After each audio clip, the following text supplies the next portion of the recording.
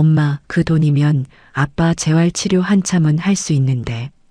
아들이 울먹이며 한 그 말이 지금도 귓가에 맴돕니다. 수천만 원, 30년 가까이 약국을 운영하다 정리하고 남편 병원비로 억대의 돈을 쓰고 마지막 남은 전부였습니다. 그런데 그중 절반 가까이가 새벽 사이 사라졌습니다. 믿을 수 있나요? 저는 그저 휴대폰으로 잔액을 확인하려 했을 뿐입니다. 예순을 훌쩍 넘긴 나이에 처음 배운 모바일 뱅킹이었죠. 아들이 엄마 이제 은행 안 가도 돼요. 이게 훨씬 편해요 하며 가르쳐 준 거였습니다. 그런데 어느 새벽 문자 알림이 연달아 쏟아지기 시작했습니다. 소액 결제 승인, 상품권 구매 완료, 게임 아이템 결제, 성공. 몇 시간 사이 제 통장은 거의 텅 비어버렸습니다. 처음엔 정말 믿을 수 없었어요. 저는 평생 약사로 일하며 한 번도 실수한 적 없는 사람이었으니까요. 그런데 지금 저는 경찰서 차가운 의자에 앉아 진술서를 쓰고 있습니다. 도대체 제게 무슨 일이 있었던 걸까요? 지금부터 그 악몽 같은 이야기를 들려드리겠습니다. 시청 전 구독과 좋아요를 누르시면 로또에 당첨되는 행운이 올 수 있습니다. 그리고 지금 어디에서 시청하고 계신지 댓글로 남겨주세요. 여러분의 이야기도 듣고 싶습니다. 그럼 지금부터 시작되는 이야기 속으로 함께 들어가 볼까요? 안녕하세요. 저는 김순자입니다. 올해 63, 평생을 약사로 살아온 사람입니다. 돌이켜보면 참 길고도 짧은 세월이었습니다. 20대 중반 약사 면허를 따고 처음 약국 문을 열었을 때만 해도 세상이 온통 장밋빛으로 보였습니다. 우리 약국은 동네 한 구석 작은 건물 1층에 있었습니다. 10평도 채 안 되는 공간이었지만 저에겐 세상 그 무엇과도 바꿀 수 없는 소중한 곳이었습니다. 아침 9시면 어김없이 문을 열고 밤 10시가 넘어서야 철문을 내렸습니다. 단골 할머니들은 제 얼굴을 보러 오시는 것 같았습니다. 선생님 요새 혈압약 먹으니까 어지러운데 괜찮은 거 맞죠? 하시면 저는 할머니 손을 꼭 잡고 괜찮아요. 처음엔 다 그래요. 조금만 참으시면 몸이 적응할 거예요. 하며 다독였습니다. 그렇게 30년 가까이 흘렀습니다.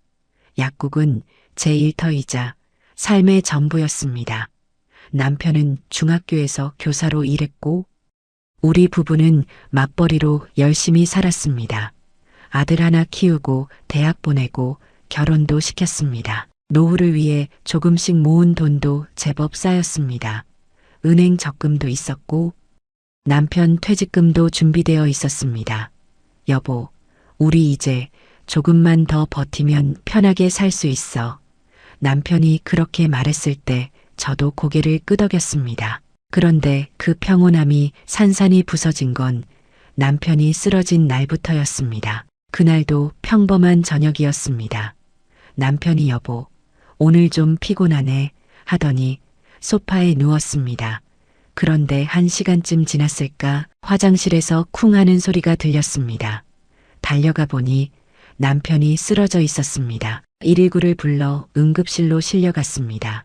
의사 선생님은 희귀자가 면역질환이라고 했습니다. 몸의 면역체계가 자기 자신을 공격하는 병이라고 했습니다. 지금 당장 중환자실로 옮겨야 합니다. 그 말에 제 머릿속이 하얘졌습니다. 중환자실에서 석 달을 보냈습니다. 하루에도 몇 번씩 의사 선생님과 면담을 해야 했고 간호사들에게 상태를 묻곤 했습니다. 약사인 저였지만 이런 병은 처음이었습니다. 책도 찾아보고 인터넷도 뒤졌지만 뾰족한 답은 없었습니다. 그 사이 병원비가 눈덩이처럼 불어났습니다. 중환자실 하루 입원비만 해도 수십만 원이었고 비급여 치료비는 따로 청구됐습니다. 처음엔 보험금으로 충당할 수 있을 거라 생각했지만 보험사는 자가 면역질환은 보장 범위가 아니라며 거절했습니다. 김순자 약사님, 남편분 상태 좋아지셨으니 일반 병실로 옮기겠습니다. 의사 선생님 말에 안도했지만 문제는 그 뒤였습니다. 일반 병실로 옮겨도 간병인을 써야 했고 재활치료비도 만만치 않았습니다. 약국은 열었다 닫았다를 반복했습니다. 아침엔 약국 문을 열고 점심엔 병원에 가서 남편 식사를 챙겨줘야 했습니다. 오후엔 다시 약국으로 돌아와야 했지만 마음이 병원에 가 있으니 일이 손에 잡히지 않았습니다. 결국 대체 약사를 쓰기 시작했습니다. 하지만 대체 약사 비용이 한 달에 수백만 원씩 나갔습니다. 약국 매출은 줄어들고 고정비는 그대로인데 대체 약사 비용까지 나가니 실질적으로 남는 게 거의 없었습니다. 2년이 흘렀습니다. 그 사이 병원비로 나간 돈이 억대를 넘어섰습니다. 은행 적금을 깨고 남편 퇴직금도 대부분 썼습니다. 심지어 제 노후 자금으로 모아둔 돈까지 손을 대야 했습니다. 여보, 미안해. 나 때문에 남편이 병상에서 눈물을 흘렸습니다. 저는 남편 손을 꼭 잡고 말했습니다. 무슨 소리야, 당신 살아있는 게 제일 중요해. 돈은 다시 벌면 돼. 하지만 현실은 그렇게 녹록지 않았습니다. 체력적으로도 정신적으로도 한계에 다다랐습니다. 밤에는 제대로 잠을 이루지 못했고 낮에는 약국에서 졸음과 싸워야 했습니다. 단골 할머니들도 선생님, 얼굴이 왜 그래? 많이 힘들지 하며 걱정해 주셨습니다. 결국 결정을 내렸습니다. 약국을 정리하기로 한 것입니다. 30년 가까이 지켜온 곳이었지만 더 이상은 버틸 수 없었습니다.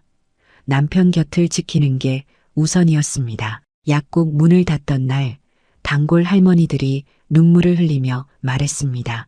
선생님, 우리 이제 어쩌나 다른 약국은 우리한테 이렇게 안 해줘. 저도 울컥했습니다. 할머니, 제가 전화번호 드릴게요. 궁금한 거 있으면 언제든 전화 주세요. 약국 간판을 내리는 날, 저는 빈 약국을 한참 동안 바라봤습니다. 여기가 내 인생이었는데 중얼거리며 마지막으로 철문을 내렸습니다. 폐업 정리 비용까지 빠져나가고 남은 돈은 수천만 원 남짓이었습니다. 살면서 이렇게 손에 쥔 돈이 가벼웠던 적이 없었습니다. 하지만 남편이 조금씩 회복되는 모습을 보며 스스로를 달랬습니다. 그래, 이 돈으로 재활치료 계속하고 우리 둘이서 조금씩 살면 돼. 그렇게 저는 63세가 되었습니다. 약국은 없어졌지만 남편은 곁에 있었습니다. 그것만으로도 감사했습니다. 하지만 제가 몰랐던 건 더 큰 시련이 기다리고 있다는 사실이었습니다. 약국을 정리한 뒤 저는 남편 간병에만 집중했습니다. 다행히 남편 상태는 조금씩 나아지고 있었습니다. 보행 보조기를 짚고 천천히 걷기 시작했고 말도 또렷해졌습니다.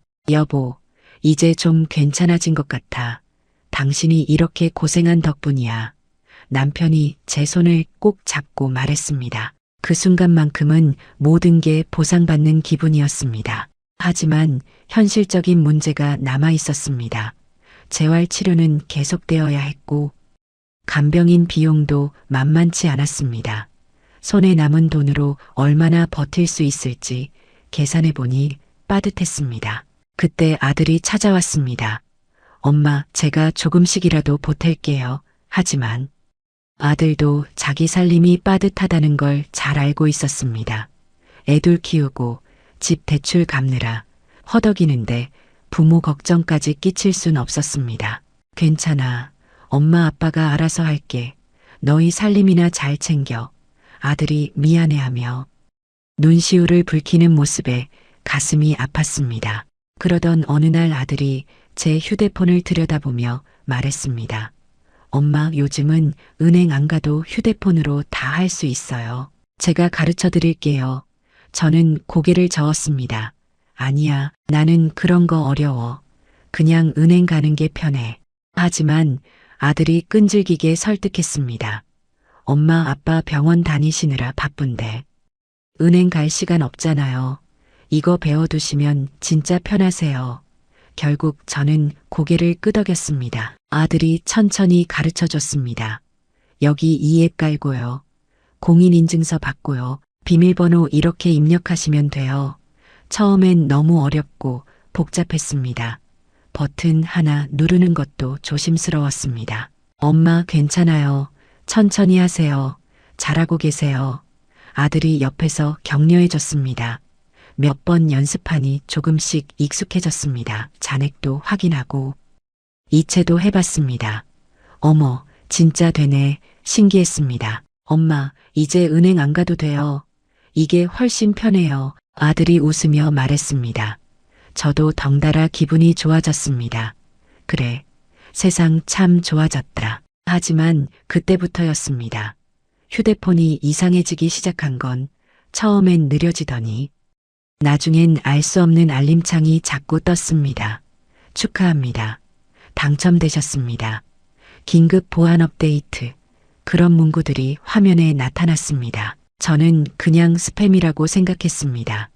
무시하고 닫아버리곤 했습니다. 아들에게 물어볼까 하다가 괜히 걱정 끼칠까봐 그냥 넘겼습니다. 어느 날 저녁 병원에서 돌아오는 길이었습니다. 골목을 걷는데 검은색 승합차가 천천히 지나갔습니다. 차 지붕 위에 뭔가 이상한 안테나 같은 게 여러 개 달려 있었습니다. 순간 묘한 느낌이 들었지만 대수롭지 않게 넘겼습니다. 요즘 차들은 다 저런가 혼잣말을 하며 집으로 들어왔습니다. 하지만 그 차를 본 게 한두 번이 아니었습니다. 며칠 뒤에도 똑같은 차가 동네를 느릿느릿 돌고 있었습니다. 남편에게 말했습니다. 여보, 요즘 동네에 이상한 차가 자주 보여. 남편이 대답했습니다. 그래, 나도 본 것 같은데 뭐 하는 차일까? 하지만 우리는 더 이상 신경 쓰지 않았습니다. 그러던 어느 새벽이었습니다. 제 인생이 송두리째 흔들리기 시작한 그 순간이 그날도 평범한 밤이었습니다. 남편과 함께 저녁을 먹고 TV를 보다가 일찍 잠자리에 들었습니다. 요즘 피곤이 쌓여서인지 금방 잠이 들었습니다. 그런데 새벽 2시쯤이었을까 휴대폰이 연달아 울리기 시작했습니다. 처음엔 꿈인 줄 알았습니다. 하지만 진동이 멈추지 않았습니다. 윙, 윙, 윙 계속해서 휴대폰이 울렸습니다. 잠결에 휴대폰을 집어들었습니다. 화면에 문자 알림이 가득했습니다. 소액결제 승인 49만 9천 원, 컬처랜드 상품권 구매 완료 30만 원, 해피머니 충전 완료 20만 원. 순간 정신이 번쩍 들었습니다. 심장이 쿵쿵 뛰기 시작했습니다. 이게 뭐지? 손이 떨렸습니다. 그런데 문자는 계속 들어왔습니다. 도서문화상품권 50만 원, 게임 아이템 결제 32만 원, 여보. 남편을 흔들어 깨웠습니다. 남편이 눈을 비비며 일어났습니다. 왜 그래? 무슨 일이야? 저는 떨리는 손으로 휴대폰을 보여줬습니다. 이것 좀 봐. 내가 이런 거 산 적 없는데. 남편도 화면을 보고 얼굴이 굳었습니다. 이거 뭔가 잘못된 거 아니야. 지금 당장 카드사에 전화해야 해. 하지만 새벽 2시 고객센터는 연결되지 않았습니다. 문자는 멈추지 않았습니다. 3시, 4시 계속해서 알림이 쏟아졌습니다. 네이버페이 결제 50만 원, 카카오페이 충전 40만 원, 숫자가 계속 늘어났습니다. 여보, 이거 큰일 난 것 같아. 제 목소리는 떨렸습니다. 남편도 당황한 표정이었습니다. 일단 휴대폰 끄자. 그리고 날 밝으면 바로 은행 가자. 하지만 휴대폰을 껐다 켜도 문자는 계속 들어왔습니다. 새벽 4시쯤 되자 문자가 멈췄습니다. 그때까지 들어온 문자를 세어보니 수십 건이었습니다. 손이 덜덜 떨렸습니다. 여보, 도대체 얼마가 나간 거야? 남편이 휴대폰을 들여다보며 계산했습니다. 여보, 이거 수백만 원이 넘는 것 같아. 그 순간 눈앞이 캄캄해졌습니다. 수백만 원. 그럼 우리 남은 돈. 말을 잇지 못했습니다. 남편 재활치료비, 간병비, 앞으로 살아갈 생활비. 그 모든 게 그 돈이었습니다. 남편이 제 손을 꼭 잡았습니다. 괜찮아. 방법이 있을 거야. 일단 진정하고 날 밝으면 해결하자. 하지만 남편 손도 차갑게 떨리고 있었습니다. 잠을 이룰 수 없었습니다. 천장만 바라보며 시간이 가기를 기다렸습니다. 머릿속으로 온갖 생각이 스쳐갔습니다. 내가 뭘 잘못한 거지? 이게 어떻게 된 거지? 날이 밝자마자 은행으로 달려갔습니다. 창구 직원에게 상황을 설명했습니다. 어제 새벽부터 제가 하지도 않은 결제가 계속됐어요. 직원이 화면을 확인하더니 얼굴이 굳었습니다. 고객님, 확인해 보니 총 피해 금액이 수백만 원이 넘습니다. 그 말에 다리에 힘이 풀렸습니다. 남편이 옆에서 부축해줬습니다. 지금 바로 카드 정지하고 경찰에 신고하세요. 은행을 나와 곧장 경찰서로 향했습니다. 차가운 경찰서 의자에 앉아 진술서를 작성했습니다. 손이 떨려 글씨가 제대로 써지지 않았습니다. 저는 정말 아무것도 하지 않았어요. 그냥 잠들어 있었을 뿐인데 경찰관이 고개를 끄덕였습니다. 요즘 이런 사례가 많습니다. 일단 조사해 보겠습니다. 집으로 돌아오는 길 걸음이 무거웠습니다. 남편이 말했습니다. 여보, 너무 자책하지 마. 당신 잘못이 아니야. 하지만 제 마음은 무너져 내리고 있었습니다. 저녁에 아들이 전화했습니다. 엄마, 무슨 일 있어요? 목소리가 이상해요. 저는 울컥했습니다. 민수야. 엄마가 우리 돈이 말을 잇지 못하고 눈물이 쏟아졌습니다. 엄마, 무슨 일이에요? 지금 당장 갈게요. 아들이 다급하게 말했습니다. 1시간 뒤 아들이 달려왔습니다. 상황을 듣고 아들도 얼굴이 하얘졌습니다. 엄마, 그 돈이면 아빠 재활치료 한참은 할 수 있는데. 아들이 울먹이며 한 그 말이 가슴을 찔렀습니다. 민수야, 미안해. 엄마가 조심했어야 하는 건데. 아들이 제 손을 꼭 잡았습니다. 엄마 잘못 아니에요. 이거 범죄예요. 엄마가 당한 거예요. 하지만 위로가 되지 않았습니다. 그날 밤 잠들지 못했습니다. 창밖을 바라보며 생각했습니다. 도대체 누가 왜 이런 짓을 한 걸까? 하지만 답은 없었습니다. 경찰서에서 돌아온 뒤 며칠간 제대로 잠을 이루지 못했습니다. 남편은 괜찮아. 경찰이 조사하면 해결될 거야 하며 위로했지만 불안은 가시지 않았습니다. 아들 민수가 인터넷을 뒤지기 시작했습니다. 엄마, 혹시 비슷한 사례가 있나 찾아볼게요. 한참을 검색하던 민수가 갑자기 소리쳤습니다. 엄마, 이것 좀 보세요.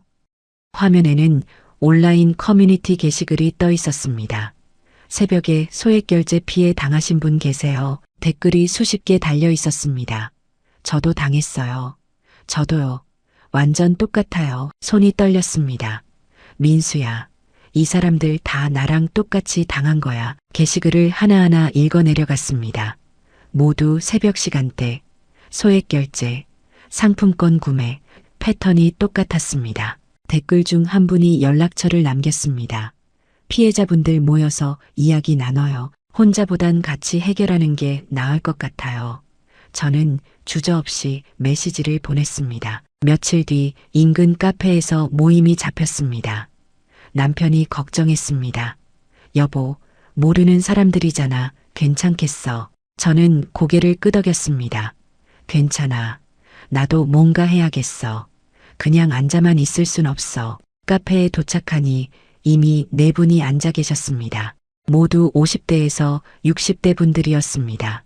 서로 어색하게 인사를 나눴습니다. 안녕하세요. 저는 김순자라고 합니다.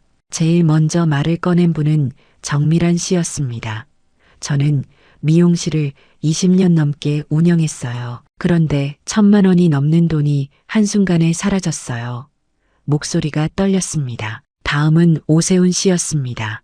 저는 철물점을 하는데요. 손자 교육비로 모아둔 돈 거의 1,000만 원 가까이 날렸습니다. 굵은 손으로 눈가를 훔쳤습니다. 배수진 씨는 학원 강사였습니다. 아들 취업 준비 자금으로 모은 돈이었어요. 수백만 원이 그냥 증발했어요. 한숨을 쉬며 말했습니다. 마지막으로 강동욱 씨가 말했습니다. 제 아내 수술비로 모아둔 돈이었습니다. 1,000만 원이 넘게 사라졌어요. 목이 메어 말을 잇지 못했습니다. 우리는 서로의 이야기를 나누며 공통점을 찾기 시작했습니다. 저는 새벽 2시부터 문자가 오기 시작했어요. 제가 말하자 정미란 씨가 놀라며 말했습니다. 저도 새벽 2시예요. 저도요. 저도 새벽 시간이었어요. 모두가 비슷한 시간대에 피해를 입었습니다. 그리고 모두 같은 통신사 사용자였습니다. 오세훈 씨가 말했습니다. 며칠 전에 검은 승합차를 봤어요. 지붕에 이상한 안테나가 여러 개 달린 차요. 제 심장이 뛰기 시작했습니다. 저도 봤어요. 그 차. 배수진 씨도 고개를 끄덕였습니다. 저도 봤어요. 동네를 천천히 돌고 있더라고요. 강동욱 씨도 마찬가지였습니다. 이상하다 싶었는데 대수롭지 않게 넘겼어요. 정미란 씨가 휴대폰을 꺼내며 말했습니다. 제가 온라인에서 더 찾아봤는데요. 지금 확인된 피해자가 수십 명은 넘는 것 같아요. 화면에는 비슷한 피해 사례들이 가득했습니다. 이건 우연이 아니에요. 조직적인 범죄예요. 오세훈 씨가 단호하게 말했습니다. 우리는 서로 연락처를 교환하고 정기적으로 만나기로 했습니다. 카페를 나서는 길 정미란 씨가 제 손을 잡았습니다. 순자 씨, 우리 포기하지 말아요. 같이 끝까지 가요. 저도 힘주어 손을 잡았습니다. 네, 같이 해요. 집으로 돌아와 남편에게 말했습니다. 여보, 나 혼자가 아니었어. 같은 피해를 입은 사람들이 많아. 남편이 제 손을 잡았습니다. 그래, 같이 하면 힘이 될 거야. 그날 밤 뉴스를 보다가 자리에서 벌떡 일어났습니다. 화면 속에서 앵커가 말하고 있었습니다. 수도권 일대에서 집단 소액결제 피해가 발생했습니다. 급히 민수에게 전화했습니다.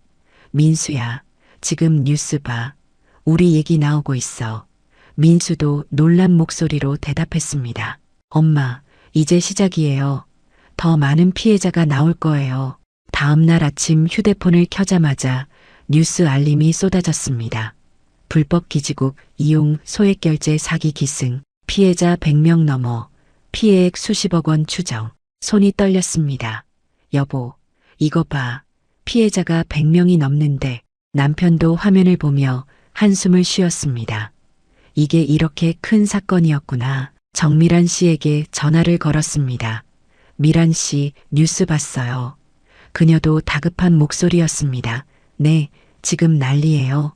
오늘 오후에 긴급으로 다시 모이기로 했어요. 오후에 다시 카페에 모였습니다. 이번엔 3명이 더 합류했습니다. 8명이 둘러앉으니 작은 시민단체 같았습니다. 새로 오신 분 중 한 분은 피해 금액이 무려 2천만 원이 넘었다고 했습니다. 평생 모아둔 노후 자금이었어요. 손수건으로 눈가를 훔치며 말했습니다. 정미란 씨가 뉴스 기사를 보여줬습니다. 통신사가 드디어 공식 입장을 발표했대요. 기사를 읽어 내려가는데 화가 치밀었습니다. 며칠 전까지만 해도 통신사는 해킹은 불가능하다. 고객 부주의일 가능성이 크다고 했습니다. 그런데 이제는 보안 사고를 인정한다. 정부 당국에 신고했다고 했습니다. 처음부터 제대로 대응했으면 이렇게까지 피해가 커지지 않았을 텐데 오세훈 씨가 주먹을 쥐며 말했습니다. 모두 고개를 끄덕였습니다. 그때 배수진 씨가 휴대폰을 들고 소리쳤습니다. 지금 속보 떴어요. 범인이 잡혔대요. 모두가 화면으로 달려들었습니다. 중국인 2명 공항에서 검거, 검은 승합차에 불법 기지국 설치, 수도권 일대 돌며 범행, 기사를 읽으며 온몸에 소름이 돋았습니다. 저 차예요. 우리가 본 그 차. 강동욱 씨가 화면 속 차량 사진을 가리켰습니다. 정말 우리가 목격했던 그 검은 승합차였습니다. 안도와 분노가 동시에 밀려왔습니다. 잡혔구나 하는 안도감과 왜 우리를 이렇게 만든 거야 하는 분노였습니다. 그날 저녁 통신사 대표가 긴급 기자회견을 열었습니다. TV 화면 속에서 대표가 고개를 숙이며 사과했습니다. 피해자 전원에게 전액 보상하겠습니다. 그 말에 눈물이 핑 돌았습니다. 여보, 우리 돈 돌려받을 수 있대. 남편도 제 손을 꼭 잡았습니다. 정말 다행이야. 이제 재활치료 계속할 수 있겠어. 하지만 기쁨도 잠시, 다음날 통신사에서 온 문자는 차갑게 느껴졌습니다. 피해 확인 및 보상을 위해 경찰 조사 협조, 서류 제출, 내부 심사가 필요합니다. 정미란 씨에게 전화했습니다. 미란 씨, 문자 받았어요. 절차가 복잡한 것 같아요. 그녀도 한숨을 쉬었습니다. 네, 저도 봤어요. 최소 2주는 걸린대요. 2주, 그 시간이 너무 길게 느껴졌습니다. 남편 재활치료비는 계속 나가고 있었고 손에 남은 돈은 점점 줄어들고 있었습니다. 그래도 희망이 보였습니다. 적어도 돈을 돌려받을 수 있다는 사실만으로도 숨통이 트였습니다. 조금만 더 버티자 스스로에게 말했습니다. 민수가 찾아와서 말했습니다. 엄마, 제가 당분간 매달 조금씩 더 보내드릴게요. 하지만 저는 고개를 저었습니다. 괜찮아. 너희 살림이나 잘 챙겨. 엄마는 곧 돈 돌려받을 거야. 그날 밤 뉴스에서 전문가가 나와 설명했습니다. 불법 기지국은 특정 지역의 휴대폰 신호를 가로채 개인정보를 빼냅니다. 제가 당한 수법이었습니다. 피해를 막으려면 소액결제 기능을 아예 차단하는 게 가장 안전합니다. 전문가의 말에 저는 바로 다음날 통신사에 가서 소액결제를 영구 차단했습니다. 불편하더라도 다시는 이런 일을 겪고 싶지 않았습니다. 안전이 편리함보다 중요하다는 걸 뼈저리게 배웠습니다. 피해자 모임에서 오세훈 씨가 말했습니다. 우리가 목소리를 내지 않았으면 이렇게 빨리 해결되지 못했을 거예요. 정말 그랬습니다. 혼자였다면 묻혔을 사건이 언론에 보도되고 범인이 잡히고 보상 약속까지 받았습니다. 함께했기에 가능한 일이었습니다. 우리 끝까지 같이 가요. 정미란 씨가 말했고 모두가 손을 맞잡았습니다. 그 순간 저는 느꼈습니다. 혼자가 아니라 함께할 때 길이 보인다는 것을. 며칠 뒤 통신사에서 온 안내문은 절차가 얼마나 까다로운지를 보여줬습니다. 피해 확인을 위해 경찰 조사에 협조해 주시고 주민등록 등본, 피해 진술서, 통장 거래 내역, 휴대폰 사용 내역을 제출해 주시기 바랍니다. 서류 목록만 봐도 머리가 아팠습니다. 다시 경찰서를 찾아갔습니다. 밝은 형광등 아래 차갑게 울리는 키보드 소리와 서류 넘기는 바스락거림이 긴장을 더 키웠습니다. 담당 경찰관이 제 사건 파일을 확인하며 말했습니다. 김순자 씨, 피해 내역이 불법 기지국 사건과 명확히 일치합니다. 시간대, 지역, 피해 패턴이 완벽히 겹치네요. 그 말에 잠시 안도했습니다. 하지만 보상까지는 시간이 좀 걸립니다. 통신사 내부 심사를 거쳐야 하거든요. 경찰관의 말에 가슴이 답답해졌습니다. 얼마나 걸릴까요? 제가 물었습니다. 보통 2주에서 한 달 정도요. 피해자가 많아서 시간이 좀 더 걸릴 수도 있습니다. 한 달, 그 시간이 너무 길게 느껴졌습니다. 집으로 돌아오는 길 발걸음이 무거웠습니다. 남편 재활 치료는 계속되어야 했고 간병인 비용도 만만치 않았습니다. 손에 남은 돈으로 한 달을 버틸 수 있을까 계산해 봤지만 빠듯했습니다. 그날 저녁 민수가 전화했습니다. 엄마, 제가 회사 동료들한테 부탁해서 조금씩 모금을 받았어요. 많진 않지만. 아들의 목소리가 떨렸습니다. 민수야, 그건 안 돼. 내 체면이 어떻게 되니? 엄마 때문에 내가 그런 거 할 순 없어. 제가 단호하게 말했습니다. 엄마가 평생 저 키운 건 괜찮고 제가 도우면 안 돼요.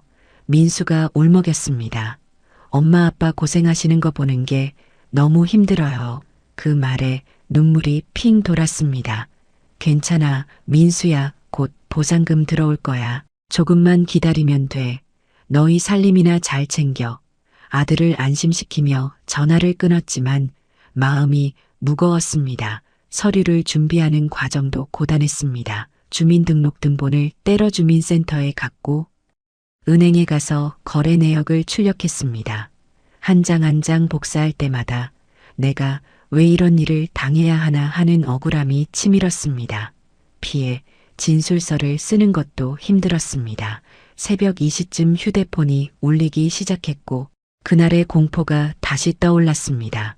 통장에서 수백만 원이 순식간에 빠져나갔고 글을 쓰면서 손이 떨렸습니다. 일주일 뒤 통신사에 서류를 제출했습니다. 창구 직원이 서류를 확인하더니 말했습니다. 접수되었습니다. 내부 심사 후 연락드리겠습니다. 그 차갑고 기계적인 목소리가 서운했습니다. 최대한 빨리 처리해 주세요. 제 남편 재활치료비가 절실해요. 제가 애원하듯 말했습니다. 직원은 안쓰럽다는 듯 고개를 끄덕였습니다. 최선을 다하겠습니다. 하지만 며칠이 지나도 연락이 없었습니다. 일주일, 열흘 매일 휴대폰을 들여다보며 통신사에서 연락이 오기를 기다렸습니다. 그러던 중 이상한 전화가 걸려왔습니다. 김순자 고객님이시죠? 소액결제 피해 보상 빨리 받으실 수 있도록 도와드립니다. 수수료는 보상금의 10%만 내시면 됩니다. 순간 이상하다는 생각이 들었습니다. 민수가 미리 경고해 준 게 떠올랐습니다. 엄마, 2차 사기가 있을 수 있어요. 보상금 관련해서 돈 요구하면 절대 안 돼요. 필요 없습니다. 단호하게 말하고 전화를 끊었습니다. 하지만 그 뒤로도 비슷한 전화가 계속 걸려왔습니다. 빨리 받으시려면 저희가 도와드릴게요. 귀찮을 정도로 전화가 왔습니다. 피해자 모임에서 전밀한 씨도 같은 경험을 했다고 했습니다. 저도 그런 전화 받았어요. 정말 악질이에요. 피해자를 또 노리다니. 오세훈 씨는 아예 번호를 바꿨다고 했습니다. 집 앞에서 수상한 사람이 서성이는 걸 봤어요. 강동욱 씨가 불안한 얼굴로 말했습니다. 혹시 우리 신상이 또 유출된 건 아닐까요? 실제로 온라인 커뮤니티에 제 이름과 대략적인 주소가 올라온 걸 민수가 발견했습니다. 엄마, 이거 빨리 신고해야 해요. 심장이 덜컥 내려앉았습니다. 한번 뚫린 안전망은 다시 믿기 어려웠습니다. 문 열고 들어올 때마다 혹시 누가 따라오지 않았나 뒤를 돌아봤고 밤에는 문단속을 몇 번씩 확인했습니다. 병원에서도 미묘한 시선이 느껴졌습니다. 재활치료를 위해 병원에 갈 때마다 간호사들이 수군거렸습니다. 저분 뉴스에 나온 사람 아니에요. 휴대폰 잘못 써서 그런 거래요. 처음에는 걱정하던 사람들이 시간이 지나자 조금씩 태도가 달라졌습니다. 혹시 부주의해서 그런 거 아니야 하는 뉘앙스를 숨길 수 없었습니다. 피해자인데도 마치 죄인처럼 느껴지는 순간들이 찾아왔습니다. 내가 뭘 잘못했나 스스로 자책하게 되었습니다. 남편도 지쳐갔습니다. 처음에는 괜찮아, 다 해결될 거야 하며 힘이 되어 주었지만 매일 같은 이야기를 반복하는 제 곁에서 피곤함을 감추지 못했습니다. 여보, 미안해. 내가 조심했어야 하는 건데. 제가 말하자 남편이 제 손을 잡았습니다. 당신 잘못이 아니야. 그만 자책해. 하지만 남편 얼굴에도 지친 기색이 역력했습니다. 2주가 지났지만 통신사에서는 여전히 연락이 없었습니다. 참다 못해 고객센터에 전화를 걸었습니다. 제 보상은 언제쯤 처리되나요? 고객님, 현재 내부 심사가 진행 중입니다. 조금만 더 기다려 주시기 바랍니다. 상담원의 기계적인 목소리에 화가 치밀었습니다. 제 남편 재활 치료가 급해요. 빨리 처리해 주세요. 목소리가 떨렸습니다. 최선을 다하고 있습니다. 똑같은 대답만 돌아왔습니다. 수화기를 내려놓으며 허공에 소리치고 싶었습니다. 범인은 잡혔고 통신사는 사과했는데 왜 우리는 여전히 고통받고 있는 걸까? 민수가 다시 전화했습니다. 엄마, 제가 회사에 대출 신청할게요. 당장 급한 거 쓰세요. 아들의 목소리에서 절박함이 느껴졌습니다. 안 돼. 민수야. 내가 빚을 지게 할 순 없어. 제가 단호하게 말했습니다. 엄마는 곧 돈 받을 거니까 조금만 더 버티면 돼 하지만 마음은 무너져 내리고 있었습니다. 손에 남은 돈은 점점 줄어들고 있었고 남편 재활 치료비는 계속 나가고 있었습니다. 밤이면 불안이 밀려왔습니다. 혹시 보상을 못 받으면 어떡하지? 남편 치료를 중단해야 하는 건 아닐까? 온갖 걱정이 머릿속을 채웠습니다. 그래도 포기할 수 없었습니다. 피해자 모임 사람들이 있었기 때문입니다. 순자 씨, 우리 조금만 더 버텨요. 정밀한 씨가 전화로 위로해줬습니다. 3주째가 되던 날 드디어 통신사에서 연락이 왔습니다. 김순자 고객님, 피해 보상 절차가 완료되었습니다. 그 말에 숨이 턱 막혔습니다. 정말요? 그럼 언제 입금되나요? 떨리는 목소리로 물었습니다. 이번 주 안으로 입금 예정입니다. 상담원의 대답에 눈물이 핀 돌았습니다. 전화를 끊고 남편에게 달려갔습니다. 여보, 보상금 나온대. 이번 주 안으로 들어온대. 남편도 제 손을 꼭 잡았습니다. 정말 다행이야. 이제야 숨통이 트이겠어.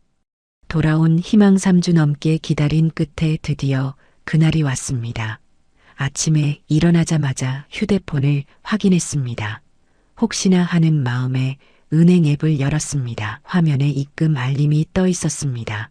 입금 10,000원 숫자를 확인하는 순간 가슴속 깊이 쌓여있던 긴장이 풀리며 눈물이 왈칵 쏟아졌습니다. 여보.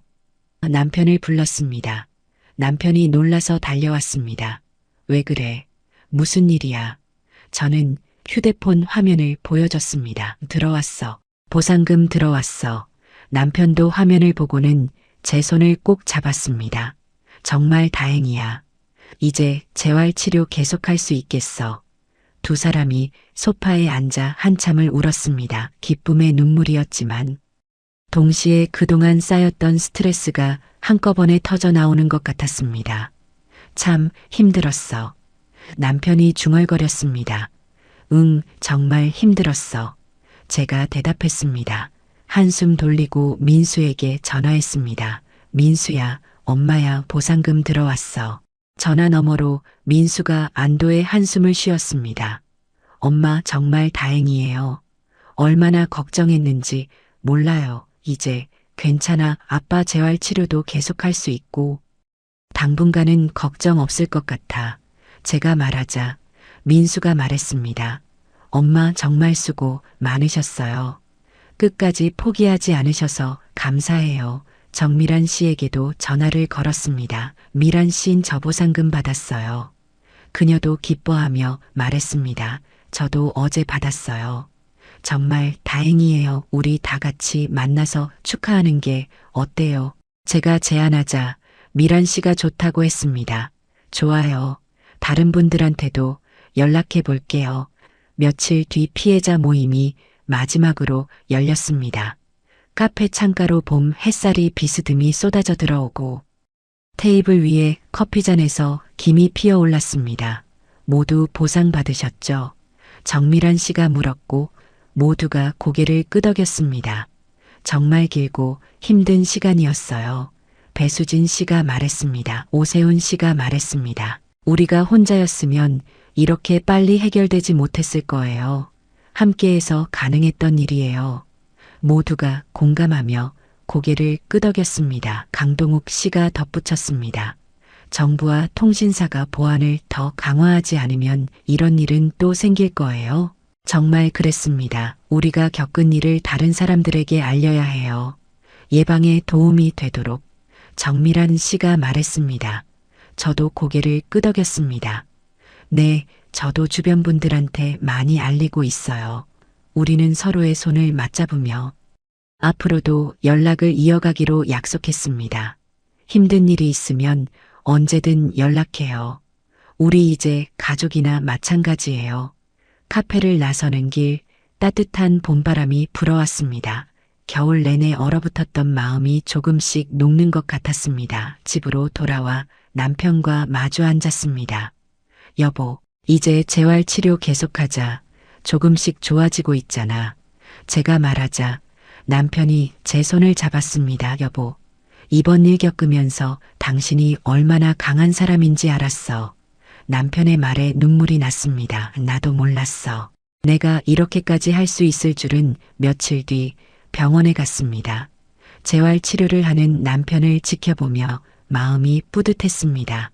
의사 선생님이 말했습니다. 많이 좋아지셨어요. 이제 보행 보조기 없이도 조금씩 걸을 수 있겠네요. 정말요? 제가 놀라서 물었습니다. 네, 꾸준히 치료받으신 덕분입니다. 의사 선생님의 말에 가슴이 벅찼습니다.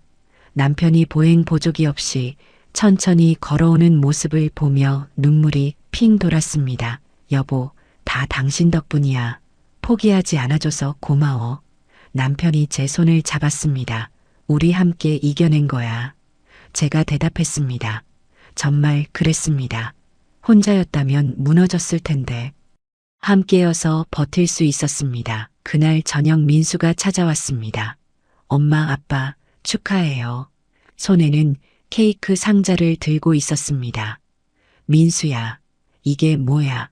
제가 물었습니다. 엄마, 아빠 고생하셨다고 작은 선물이에요. 민수가 웃으며 말했습니다. 세 식구가 둘러앉아 케이크를 나눠 먹었습니다. 엄마, 이번 일 겪으면서 엄마가 정말 대단하다고 느꼈어요. 민수가 말했습니다. 어떤 어려움이 와도 포기하지 않고 끝까지 싸우는 모습이 정말 멋있었어요. 그 말에 가슴이 뜨거워졌습니다. 고마워, 민수야. 내가 옆에 있어서 엄마가 힘낼 수 있었어. 세 식구가 손을 맞잡고 한참을 웃었습니다. 그날 밤 침대에 누워 창밖을 바라봤습니다. 별이 반짝이고 있었습니다. 지난 몇 달간의 일들이 주마등처럼 스쳐갔습니다. 새벽에 울리던 휴대폰, 통장에서 사라진 돈, 경찰서 차가운 의자, 피해자들과의 만남, 언론 보도, 범인 검거, 그리고 마침내 돌아온 돈, 정말 롤러코스터 같은 시간이었습니다. 하지만 이제는 확실히 말할 수 있습니다. 돈은 돌려받을 수 있어도 한 번 잃은 신뢰와 안정감은 쉽게 회복되지 않는다는 것을, 그래서 앞으로는 더 조심하며 살아야겠다고 다짐했습니다. 소액결제는 이미 영구 차단했고 휴대폰 사용도 더 신중해졌습니다. 하지만 동시에 깨달았습니다. 아무리 조심해도 개인이 막을 수 없는 범죄가 존재한다는 것을, 그리고 그럴 때 혼자서는 절대 버틸 수 없다는 것을. 피해자들과의 연대, 언론의 힘, 그리고 포기하지 않는 마음, 그것들이 모여 결국 문제를 해결했습니다. 이제 새로운 시작이야. 스스로에게 말하며 눈을 감았습니다. 내일은 더 나은 날이 될 거라는 희망을 품고 예상치 못한 전화 한 통이 걸려왔습니다. 김순자 선생님이시죠? 저는 동네 복지관 관장입니다. 네. 무슨 일이세요? 제가 물었습니다. 선생님, 혹시 시간 되시면 저희 복지관에 한번 들러주실 수 있으세요? 제안 드릴 게 있어서요. 궁금한 마음에 며칠 뒤 복지관을 찾아갔습니다. 관장님이 반갑게 맞아주셨습니다. 선생님, 오시느라 수고하셨습니다. 무슨 일로 저를 부르신 건가요? 제가 물었습니다.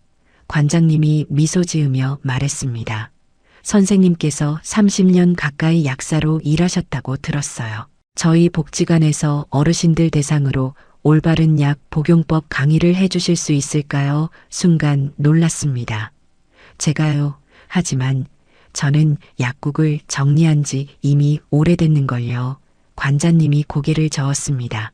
괜찮습니다. 오히려 그 긴 경험이 더 소중한 거예요. 어르신들이 잘못된 방법으로 약을 드시는 경우가 많아요. 전문가 분이 제대로 알려주시면 큰 도움이 될 거예요. 관장님의 말에 마음이 움직였습니다. 주 2회, 한 번에 2시간씩이고 강사료도 드립니다. 관장님이 조건을 설명했습니다. 돈보다 더 중요한 건 다시 누군가를 도울 수 있다는 사실이었습니다. 제가 다시 누군가를 도울 수 있다니. 목이 메었습니다.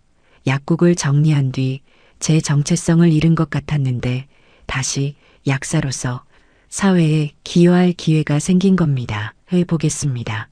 제가 대답하자 관자님이 활짝 웃었습니다. 감사합니다. 선생님, 어르신들이 정말 좋아하실 거예요. 집으로 돌아와 남편에게 말했습니다. 여보, 나 복지관에서 강의하게 됐어. 남편이 놀라며 물었습니다. 정말 무슨 강의인데 어르신들한테 약 복용법 알려주는 거야. 제가 설명하자 남편이 제 손을 잡았습니다. 정말 잘 됐다. 당신한테 딱 맞는 일이야. 응, 나도 그렇게 생각해. 다시 누군가를 도울 수 있다는 게 너무 기뻐. 남편과 마주보며 웃었습니다. 첫 강의 날이 다가왔습니다. 떨리는 마음으로 복지관에 도착했습니다. 강의실 문을 열자 30명 정도의 어르신들이 앉아 계셨습니다. 그런데 놀라운 일이 벌어졌습니다. 앞줄에 앉아 계신 분들이 약국 단골 할머니들이었습니다. 선생님, 우리 선생님이다. 할머니들이 반가워하며 박수를 쳤습니다. 눈물이 핑 돌았습니다. 할머니들, 여기 계셨네요. 할머니 한 분이 말했습니다. 선생님이 강의하신다길래 우리가 다 왔지. 선생님 약 설명이 제일 알아듣기 쉬워 강의를 시작했습니다. 안녕하세요. 저는 30년 가까이 약국에서 일한 약사 김순자입니다. 제 목소리는 떨렸지만 힘이 있었습니다.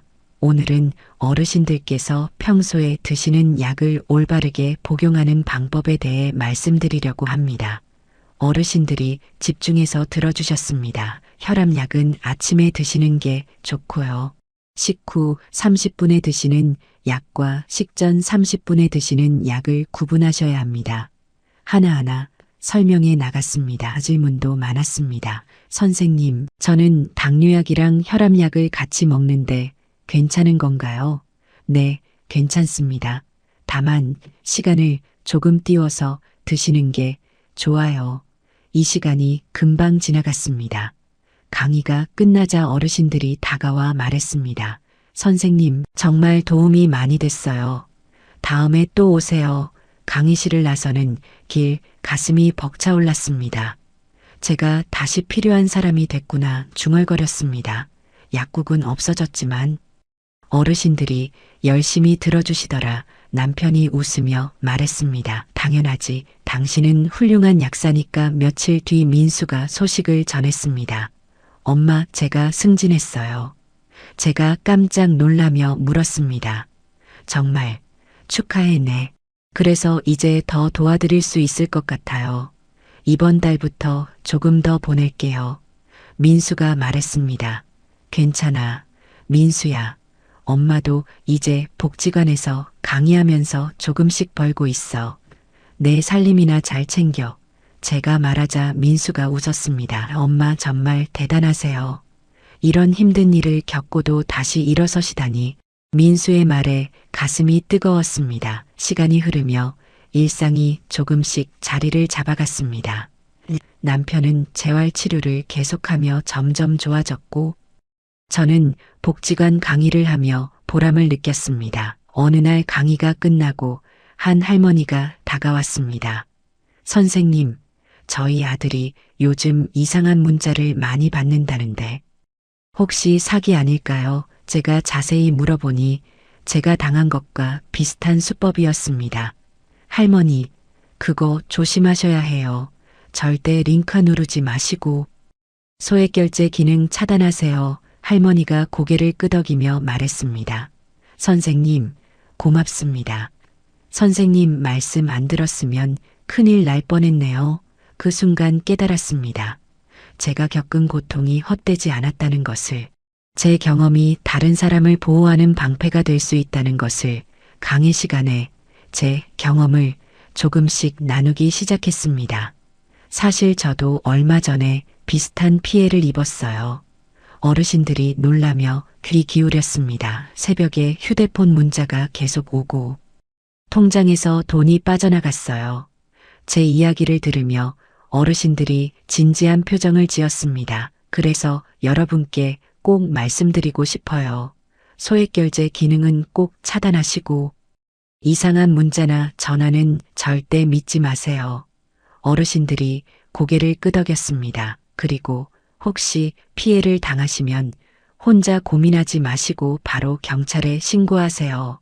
창피해하실 필요 없어요. 누구나 당할 수 있는 일이니까요. 제 목소리에 힘이 실렸습니다. 강의가 끝나고 여러 어르신들이 감사 인사를 했습니다. 선생님 이야기.